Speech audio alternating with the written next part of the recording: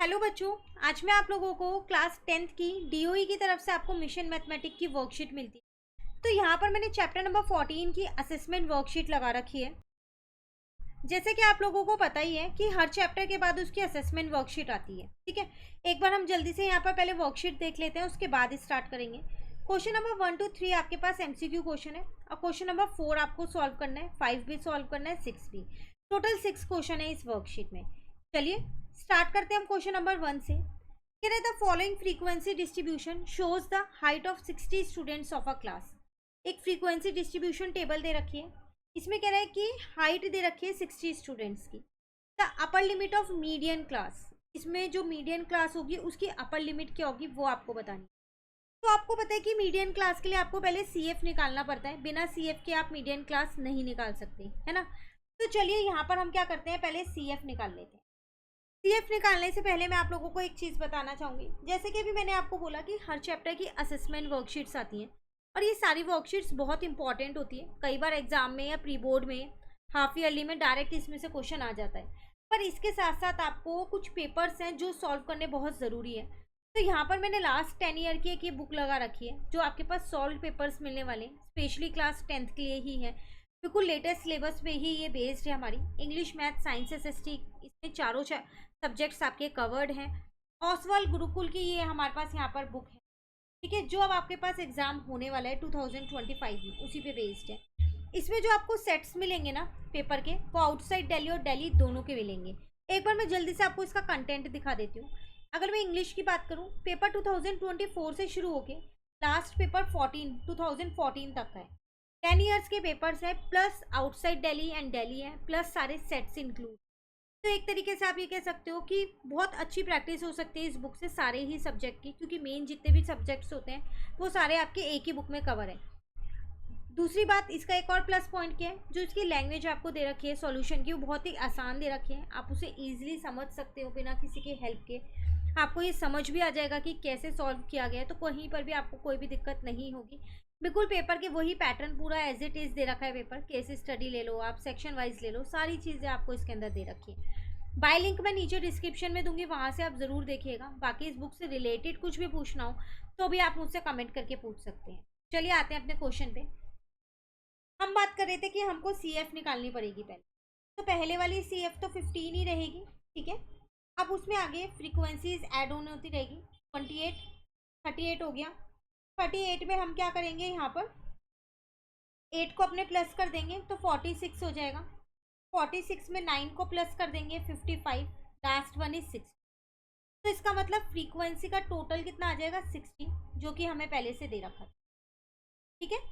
अब n/2 अगर हम निकालें तो वो 60 अपॉन में 2 30 हो जाएगा। 30 मेरा इसमें लाई कर रहा है, इसमें लाई कर रहा है ना 38। सीएफ में देखते हैं, हमेशा याद रखना। तो इसकी लोअर लिमिट है ये 160, अपर लिमिट है 160, तो इसका आंसर आ गया 165। क्लियर है। चलिए नेक्स्ट कह रहे हैं the formula to find mode of a frequency distribution. किसी भी फ्रीक्वेंसी डिस्ट्रीब्यूशन का अगर मोड निकालना हो तो उसका फॉर्मूला क्या होता है, L plus F one minus F not upon में 2f1 minus F not minus F2 into में h। ये इसका मोड निकालने का फॉर्मूला होता है, ठीक है। नेक्स्ट कह रहे हैं the mean and mode of frequency distribution are 26 and 32 respectively. The median of this frequency distribution is. एक फ्रीक्वेंसी डिस्ट्रीब्यूशन आपको दे नहीं रखी सॉरी, लेकिन आपको उसका मीन और मोड दे रखा है। तो आपने एक रिलेशन का रखा है, वो क्या, 3 मीडियन इज इक्वल्स टू में क्या होता है, मोड प्लस में होता है आपके पास 2 मीन, यही होता है। मीडियन तो देखो आपको फाइंड ही करना है, तो फिलहाल के लिए आप ऐसे ही रहने दो। अब मोड आपको दे रखा है कितना, 30, मीन 26 है, मोड है 32 और मीन है आपके पास यहाँ पर 26। तो 3 median is equals to 32 plus 2 6 जा 12, 2 2 जा 4 और एक 5। 3 median is equals to 2 plus 2 4, 5 plus 3 8, ठीक है। तो यहाँ से मेरा मीडियन निकल जाएगा। 84 को 3 से क्या कर देना है, सीधा सीधा डिवाइड कर देना है, और ये पूरा पूरा जाएगा भी क्योंकि उसकी टेबल में आता है 28 पे आता है। तो आपके पास मीडियन निकल के आ गया 28। क्लियर है। चलिए नेक्स्ट कह रहे हैं find the median for the following frequency distribution, इसका मीडियन निकालना है। तो अगर मैं अपने सी आई यहाँ पर लिख लूँ एक बार, 0 to 5 है, 5 to 10 है, 10 to 15 है, 15 to 20 है और 20 to 25 है। तो फ्रीक्वेंसी कैसे निकालेंगे हम? यहाँ 20 हो गया, यहाँ 15 हो गया, यहाँ 12, यहाँ 20 और 9 जो गिवन थी। चलो अब सी एफ निकालते हैं, जैसे ऊपर वाले क्वेश्चन निकाला था। तो 20 यहाँ आ गया, 20 में 15 को प्लस किया 35 हो गया। अब 35 में क्या करो, 12 को प्लस कर दो 47, 47 में 20 को प्लस कर दो 67, 67 में 9 को प्लस कर दो 76। आप क्रॉस चेक भी कर सकते हो। कैसे? फ्रीक्वेंसी का एक बार आप टोटल करके देख लो, अगर आपका फ्रीक्वेंसी का टोटल 76 है तो मतलब ये सही है सी है। ठीक है, एन अपॉन 2 निकालते हैं, तो 76 अपॉन में 2 हो जाएगा यहाँ पर 38। 38 मेरा लाई कर रहा है इसके अंदर, इसका मतलब मेरी मीडियन क्लास आ गई, जो कि आपको ये लिख के आना बहुत ज़रूरी है वरना नंबर कट जाते हैं। 10 to 15 है। अब मीडियन का मैंने यहाँ पर अपना फॉर्मूला लिखा, L plus n upon 2 minus c f upon f into में एच। ठीक है, L मेरे पास कितना है 10 है, एन अपॉन 2 मेरे पास है 38, सी एफ हमेशा ऊपर वाला लेते हैं, एफ हमेशा सामने वाला लेंगे और एच इन दोनों का गैप हो गया 5। तो यहाँ आ जाएगा 10 प्लस 38 में से 35 जाएगा 3, 3 5 जा 15 अपॉन में 12। अगर मैं यहाँ बेस को सेम करती हूँ तो 120 प्लस का 15 अपॉन में 12 हो गया। तो 120 प्लस का 15 डिवाइडेड बाय 12 कर दो तो 11.25 आपका मीडियन आ जाएगा। क्लियर है? चलिए नेक्स्ट क्वेश्चन नंबर 5 है, a life insurance agent found the following data for distribution of ages of 100 policy holders, calculate the mean age if policy are given only to person having age 18 year onwards but less than 60 years. एक data आपको दे रखा है, ठीक है, ये life insurance agent ने पूरा डेटा बनाया है। इसमें आपको क्या करना है, सिर्फ मीन निकालना है। तो मीन आप निकालोगे कैसे? पहले तो मैंने अपनी सी आई यहाँ पर लिख ली, 20 से 25 ले ली, 25 से 30 ले ली, 30 से मैंने 35 ले लिया, 35 से 40 ले लिया, 40 से 45 ले लिया, 45 से 50 ले लिया, 50 to 55 है और 55 to 60 है। ठीक है, अब मैंने यहाँ पर अपनी एफ आई लिख दी जो दे रखी है, 6 है, 18 है, 21 है, 33 है, 11 है, 3 है, 6 है और 2 है। एक्स आई मतलब आपको पता ही होगा कि बीच का जो क्लास इंटरवल है उनके बीच की वैल्यू, मतलब मिड वैल्यू आप कह सकते हो। तो इसकी 22.5 हो जाएगी।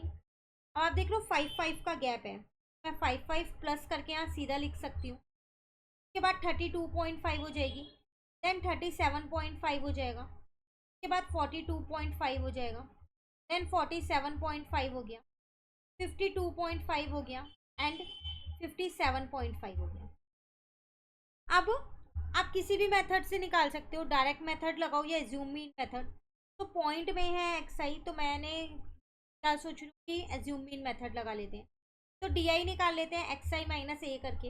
अब ए मानना पड़ेगा, तो ए किसको माने, तो मान लो 42.5 को, 1 2 3 4 ऊपर है 3 नहीं, आप 37.5 को भी मान सकते हो। ठीक है, अब 42.5 में से आपको क्या करना है, 22.5 को माइनस करना है, तो 20 आ जाएगा। उसके बाद 27.5 को माइनस करना है तो 15 आएगा। उसके बाद 10 आ जाएगा, फिर 5, फिर 0, फिर 5 आ जाएगा, फिर 10 आ जाएगा, फिर 15।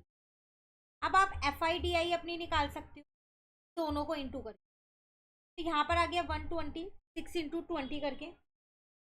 ठीक है, 18 को 15 से इंटू कर दो उसके बाद आप, तो आपके पास आ जाएगा 270। 21 को 10 से इंटू करोगे 210, 33 को 5 से इंटू करोगे 165, 11 को 0 से करोगे 0, 3 5 जा 15 हो जाएगा। उसके बाद 6 10 जा 6 और यहाँ पर 30। टोटल कर लेते हैं इसका भी और इसका भी, दोनों का। पहले मैं एफ आई का कर रही हूँ, तो 6 प्लस 18 प्लस 21 प्लस 33 हो गया, प्लस 11 हो गया, प्लस 3 प्लस 6 और प्लस 2, तो ये पूरा 100 है।